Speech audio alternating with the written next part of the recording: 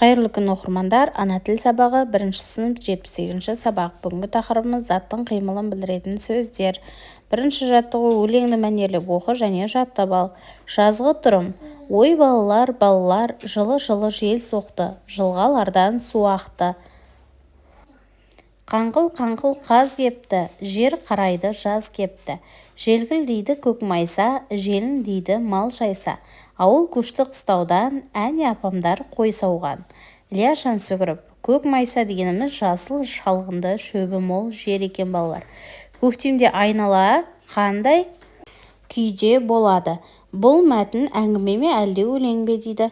Көктемде айнала балалар жап-жасыл күйге бөленеді, Бұл мәтін өлең бе әлде әңгіме ме дейді. Бұл өлең екен балалар. Екінші жаттығу: сөйлемдерді көшіріп жаз және заттың қимылын білдіретін сөздердің астын дейді.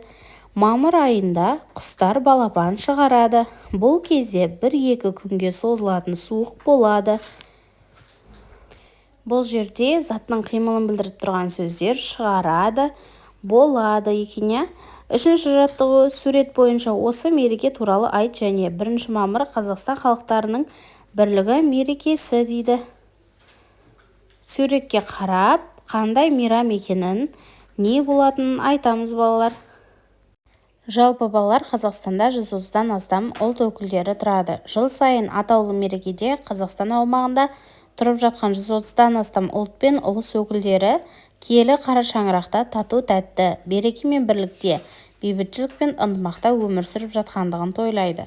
Еліміздегі этностарды бұрынғыдан да жақындастыру үшін бүкіл Қазақстанда жаппай патриоттық шерулер, мерекелер өтеді балалар.